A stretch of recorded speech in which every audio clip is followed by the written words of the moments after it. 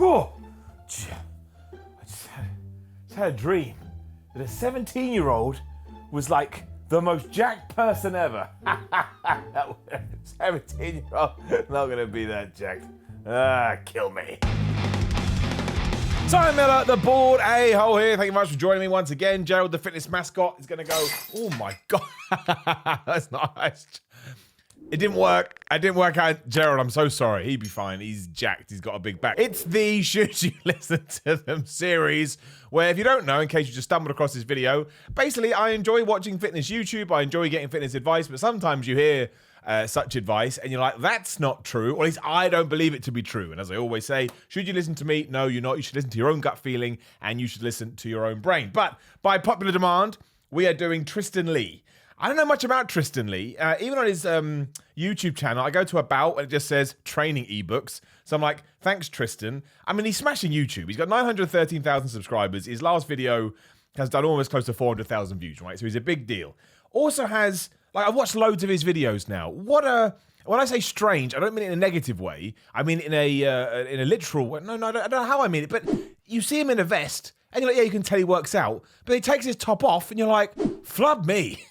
What happened? So do you ever used to watch Saved by the Bell? In Saved by the Bell, there'd be all these dudes in Bayside High, and they just look like dudes. They took their top off, and they were ripped, and then from nowhere you hear as a girl scream for some reason. That's really what weird thing to put in. Anyway, Tristyn Lee, should you listen to him, is basically what we're going to do. I don't know who he is, other than a guy that is absolutely smashing YouTube. We're going to do explaining my entire lean bulk, staying shredded while building muscles. I thought, oh, that's something I can get into. Let's just do it. But I don't think that if you just shoot your calories through the roof, like 4,000 calories, 3,500 calories, because you're a hard gainer or you're going on a dirty bulk where you're eating Sour Patch Kids before you training and all that shit, I don't think that's necessary. So we're away to a race straight away. I meant to say in the intro, I think he's also like 17 years old. So, you know, flub him. When I was 17 years old, I've been training for a year. I did not look like that. I look like a guy, well, I look like a guy that would train and then go eat Haribo and drink Coke, which is kind of what he's getting at here. That's what I used to do, by the way. But I like that information he's putting out there straight away, because the idea of the dirty bulk, we'll do a video on it one day, is great. It sounds so great, doesn't it? Go to the gym, eat whatever the hell you want. Sure, you're going to get fat, but down the line, you'll get ripped. You have to worry about the down the line guy. That's future Simon's problem. And then he can look at your belly and go, but it's not going to make you happy, and it's not really what you're going for, unless you're sort of, you know, super mentally strong. If you're super mentally strong, then hell yeah, do it. But he also went on about how, you know, when you're in a calorie deficit, you know, joints and just your overall well-being is going to be less. And I think, I mean, I talk about it all the time. I know it's boring, but I totally think that's a good message to put out there, because especially with social media, you see these dudes that are super low body fat, and you're like, dreaming of being you. They're miserable, because they're just miserable, and they're probably not as low body fat as they look, but it's been shot in a certain way. It's fine. That's what social media is. But actually knowing the facts and then knowing that you can make the decision is important. So he talks about, you know, doing a dirty bulk, eating loads of calories.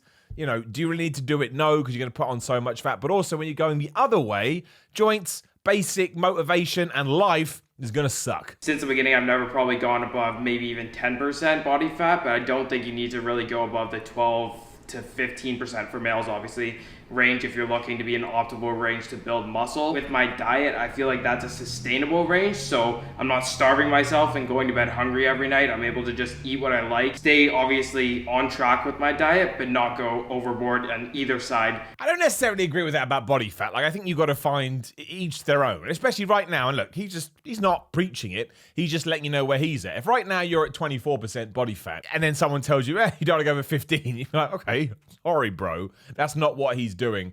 But you'll find your optimum level of body fat, right? That's the point. Like, staying even at the body fat he is all year round is going to take a lot of effort. Not like crazy amounts of effort, you know, when you're trying to get super lean, but it will take a certain amount of effort, and you may not want to do that, right? You need to figure out what works for you. Point is, he made it very clear, doesn't go to bed feeling hungry. He's not starving himself, and that's what you do not want to do unless you're prepping for a photo shoot or a competition. They're really the only two times that I would controlled starvation, it was described to me once. Well, that's a pretty good way to describe it, because you are making sure you're okay, but you're also entering sort of crazy territory that you don't want to be 24/7. So again, boring. Do what finds for you. Just because he's just thrown out 12 to 15% body fat, maybe you feel awesome at 17, so 17 is the one for you. This is what I personally did because I know a lot of people have trouble finding their maintenance calories. When I first started, what I did was just took my lean body weight, or my body weight rather, and just multiplied that by 15, which is around the 2100, just over 2100 mark for me. And then I took that, and then based on how I was feeling, how my body was responding, I was honest with myself and my shape and my physique, looking in the mirror. That, I think, is good advice. Like, there's loads of different equations and maths you can do. They're all on the internet. If you just Google it, you will find it. It's not the worst place to start, but I just think it's much easier if you start from wherever you are, right? And maybe I'm talking to someone that's more of a beginner. I understand that. But, figuring out what calories you are taking in, then deciding, well, either you want to take or you want to add, but also maybe you want to clean up your diet if you're eating a lot of junk. But it's a really smart and sensible way to do it. He's not overeating. He's not undereating. The most important thing of what he said there is he's looking in the mirror and he's seeing how he feels. So he's listening to his body. So his body's saying, hey, I can handle more. He's having more. And if he doesn't like the way he's looking, he's being honest and he's being true with himself. And do not pretend that's not hard, right? It is really, really hard. Like, you can wake up first thing in the morning when you're empty and you think you look all right. But then when you got some food and you're like, meh, that probably means you're not exactly where you want to be, but you'll sort of do hula hoops and you'll do loop-the-loops, everything to try and make you convince yourself because you just want to keep eating, because eating, as we always say, is the greatest thing in the world. So you do have to hold yourself accountable, and if you can't, a friend can do it, a personal trainer can do it, loads of people can do it. And of course it's hard to hold yourself accountable because, 9 times out of 10, this is more on the positive side, you're going to look at yourself and not actually see the changes you are making. So when someone, a third party, can go, hey man, you're doing great, you can then smile, and then obviously you eat more that day because you think, hey, I can get away with it. It's the dumbest thing, we all do it. Don't use that calculation as an absolute. You have to stick to that because everybody's body is going to respond differently to a different number of calories based on your metabolism, your activity levels. Boom, there it is. 2 thumbs up for Trist. Increasing my calories on a lean bulk. Most of the times I'm increasing my fattier meat, so I'm going to a fattier cut of meat, or I'm increasing my overall calories coming from meat. So when I'm cutting, I'm doing more like 6 ounces per meal of meat, and then if I'm wanting just to go on a lean bulk, I'll go up to 8 ounces. I think that's all pretty good stuff. That's all pretty honest. I like what he's talking about. He's got a shredding example meal up here, and he's got 6-ounce grass-fed, grass-finished ribeye steak.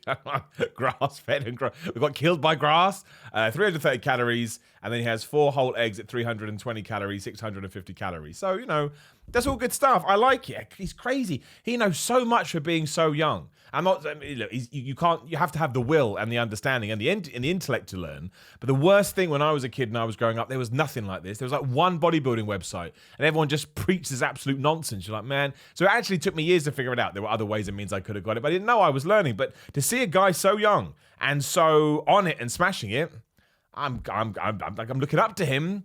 And I could be his dad. Now, as I said, I'm not eating a ton of vegetables right now. I think it's been overly emphasized how important vegetables are over the past, I don't know how long in the fitness industry. Definitely a tool that you can use. A lot of people use it to make themselves feel more satiated. I still do have some small things, but when I do, I try to stick to less starchy vegetables. So I'll go with more like kale, spinach, those things, because I find I don't have any issues digesting those. I did not see that coming. Don't eat vegetables? I'm sorry. I was just talking about how I can be his dad. It's time to eat your vegetables, Tristyn. Why do you think doctors say 5 a day, fruit and vegetables? Because it's good and it's healthy for you. Now, look, I do understand. There are some vegetables that bloat you. Broccoli, which obviously, king of vegetables, broccoli, can bloat a lot of people. It's that whole FODMAP thingy if you're into all of that. However, there's loads of vegetables and there's a load of fruit. I can never advocate for someone saying, I'm not eating that many vegetables. You should eat not as many vegetables as you can, but don't worry about lifting weights and looking ripped. Worry about your health. Because one day you're going to be 50 years old and you don't want to look back and go, oh man, why didn't I just do the most basic thing, which is like I say, you can buy, even if you are just eating spinach and kale, that's fine. But make sure you're getting your 5 a day in. And I can't get on board with that as well. Look, because carrots, for example, carrots do have sugar in them. So if you're training for a competition, should you get rid of carrots? Yes, arguably so. But in everyday life, can you eat carrots? Yes. I mean, also, is that the life you want to live? You'll be running away from a carrot. You're never going to be friends with Bugs Bunny. When in my heart I know the magic is my love for you. you want to make sure that your mental function, your brain health, all this different stuff is on point so that you're not raising cortisol levels a shitload. Cortisol levels are going to make you feel more hungry. They're going to make you hold on to water. So if you're trying to maintain a certain level of body fat while still building muscle, then it's definitely important to get those cortisol levels down. That'll be the last one that we do, but yes, that is, again, that goes into the mental health stuff we talked about before, and how people don't know anything about cortisol levels, and nor should you. You're not a scientist, but it's basically your stress hormone. And if you put your, let's not even overcomplicate it, Mr. Wayne. It's not the phrase, not the saying. If you put your body under any kind of amount of pressure, your stress levels are going to go up. It's why if you don't sleep, your stress levels go up because your body's like, I'm not relaxed, or you have something, a deadline at work, your cortisol level goes up, and that can really screw you up. So then if your sort of nutritional functions are off too because you're barely eating anything, my gosh, the mind goes crazy. You just start crying. Like you're watching, I don't know, what's a popular Friends. Friends? It's not relevant, but you're watching Friends, you start crying at a joke. You're like, what's going on? It's probably because Friends is a terrible show. Goodbye comments, but I've said it now. But yes, you know, I know I go on about it all the time. It's because nobody else does, so it's nice to hear it. The mental side of health and fitness is just as important as the physical side.